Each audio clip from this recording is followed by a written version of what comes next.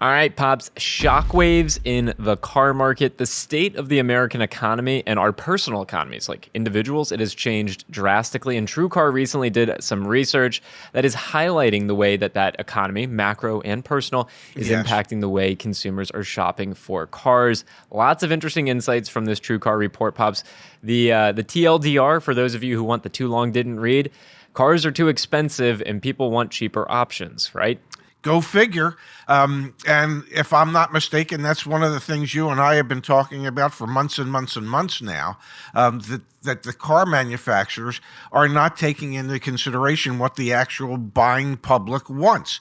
The manufacturers keep building and shipping to their dealers their most expensive, highest profit margin vehicles that they build. With the economy the way it is, with interest rates the way they are, and with monthly payments as high as they are, people are actually looking for, get this, affordable cars, okay? And affordable cars are not cars that start at $50,000. So, customers are starting to put practicality and affordability at the top of the chart, as opposed as their shopping chart, as opposed to luxury, which is what the manufacturers are trying to sell.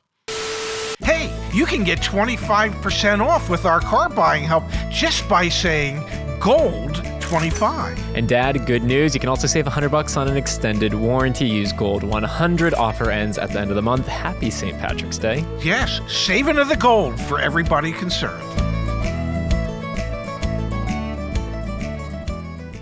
And so we've seen new car prices rise significantly. And so then we've been conditioned as consumers to say, okay, the better value is to find a used car. And so there's been a ton of interest in used cars. And then this is the dichotomy right now. You typically think, oh, I'm going to go find a used car that's going to be a great value. I can find that fuel efficient, affordable used car. No, you can't, because we had the car shortage. And so you end up in a new car shortage, 18 million cars taken out of production because of the chip shortage.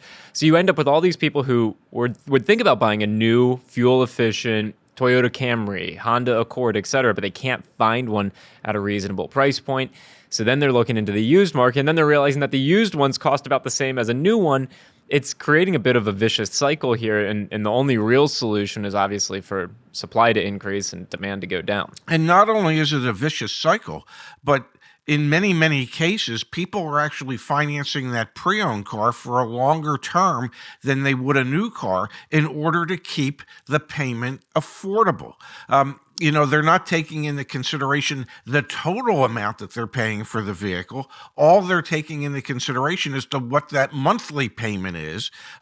And they just keep extending the term so that that monthly payment gets smaller and seems more affordable, when in reality, they're actually paying more for the vehicle that way. And one of the most interesting statistics is that the number of people that began their shopping by saying they wanted to get a new car, and they ended up switching to a pre-owned car strictly because of the affordability issue. Yeah, perceived affordability. Yes. Dad, you mentioned something, monthly payments. So we've seen for 6 quarters in a row, loan terms lengthen out to get monthly payments in a place that are more reasonable, quote unquote, affordable for consumers. We are also seeing an increase in interest in leasing as a, quote, wallet-friendly choice. No, folks. So many people come to us. CarEdge. If you're unfamiliar with CarEdge, we have former car salespeople and sales managers on our team, and you can literally talk to them, a live human being, to help you navigate your car buying process. The number of people that come to us and say, hey, interest rates are rising, so I'm thinking about leasing instead. That's a good option, right? There's a fundamental misunderstanding of what leasing is. So the idea that leasing is a wallet-friendly or budget-friendly approach on a monthly payment basis, I guess, kind of makes sense, but you're not getting around the fact that APRs for auto loans are going up and that interest payments are going up on these types of things. Well, and that's because every lease has an interest portion to the payment. Okay, and that's determined by the money factor that they use when they're calculating a lease.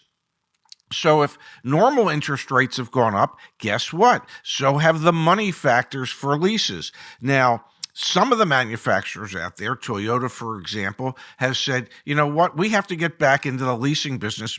We've swung too far to just outright finance and purchases. We need more people leasing. So if a manufacturer decides that leasing is important to them again, to get their customers back every 3 years, then we might start seeing the manufacturer support leasing more strongly, either subventing the interest charge on the lease or artificially upping the residual value so that you have a lower payment. So there are cases on a case-by-case basis, a manufacturer-by-manufacturer basis, where it might make sense to lease, but that's not necessarily the case in all situations. Go into the YouTube search bar, type in CarEdge, lease negotiations, CarEdge, how to lease, CarEdge, what is a lease? We got plenty of videos on leasing. We are happy to help educate you on that front. Probably the most shocking statistic out of all of this, Dad, there's two.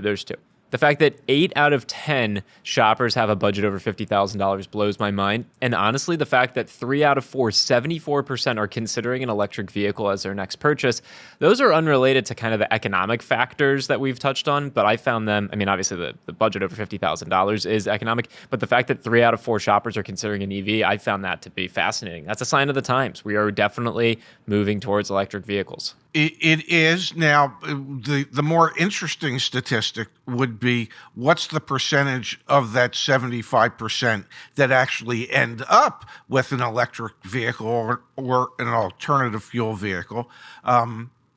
So that to me would be the more interesting stat. The fact that more and more people are willing to consider it doesn't seem that unusual to me with all the news and information out there and stories out there about electric vehicles and the move towards electric in the future. But what we have to see is what the adoption rate is of those 3/4 of the people that say they would entertain it as a possibility. Especially when the average transaction price for an electric vehicle is north of $60,000. That would take those 80% of folks who said they plan to spend $50,000 or more. It might take some of them out of the market. Shockwaves, Dad, I really do feel like this TrueCar report, which came out earlier this month, hasn't gotten enough headlines because it really does paint the picture of how the economy, both macro and personal, my individual economy, the broader macro economy, how that is impacting the priorities for buying a car. And that will have ramifications, I think, for months and years to come. Thanks for breaking it down with me, Pops. I always appreciate your time. It was my pleasure. Thanks for bringing it to my attention today.